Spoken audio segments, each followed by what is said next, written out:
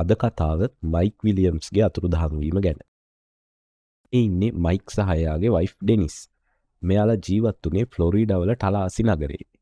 අවුරුදු 30ක් වන මයික් එයාලගේ ඇනිවර්සරි එක දවසේ උදේම තාරාදඩයමේ යන්න පිටත් වෙන්නේ ඇනිවර්සරි පාටි එකට දවල් එන පොරොන්දුවෙන්. ඒත් මයික් එදා හවස් වෙනකොටත් ගෙදර ආවේ නැහැ. කලබල වුණ පවුලේ අය පොලිසියේ පැමිණිල්ලක් දානවා. මයික් තාරාදඩයමේ ගිය සෙමිනෝල් විල අවට පරීක්ෂා කරපු පොලිස් නිලධාරීන්ට මයික්ගේ ට්‍රක් එක සහ බෝට්ටුව හොයාගන්න ලැබුණත් මයික් ගැන කිසිම හෝඩුවාවක් ලැබුණේ නැහැ.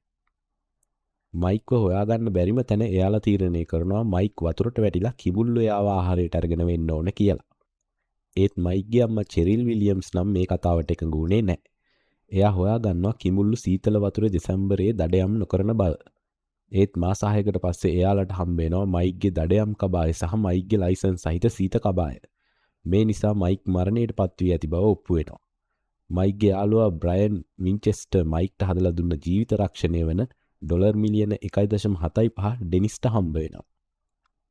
අවුරුදු 5ක් දුකෙන් හිටපු ඩෙනිස් තීරණය කරනවා නැවත විවාහ වෙන්න.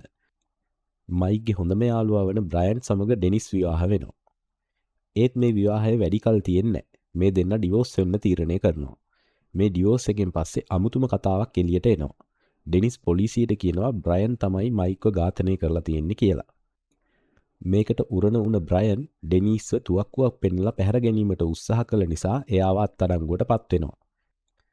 මයික්ගේ ඝාතනයට ජීවිතාන්තය දක්වා හිරේ යන්න වෙන බව දැනගත් බ්‍රයන් සහන කාලයක් වෙනුවෙන් සම්පූර්ණ ඇත්ත පාපොච්චාරණය කරනවා. දීර්ඝ කාලයක් තිස්සේ මයික්ට හොරෙන් අනියම් සම්බන්ධතාවයක් පවත්වාගෙන ගිය ඩෙනිස් සහ බ්‍රයන් මයික්ට ජීවිත රක්ෂණයක් හඳුන්වලා දීලා ඒකේ සල්ලි අරන් ඒ දෙන්න සතුටින් ඉන්න ප්ලෑන් කරලා තියෙනවා.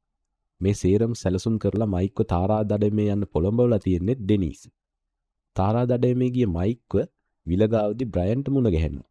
දෙන්නම තාරාදඩයමේ යන්න පිටත් වෙලා විලමැදදී මයික්ව බෝට්ටුවෙන් පිටතට තල්ලු කරන බ්‍රයන් බෝට්ටුව නැවත පදවන් එන්නේ දඩයම් ඇඳුවේ බරට මයික් ගිලෙයි කියලා.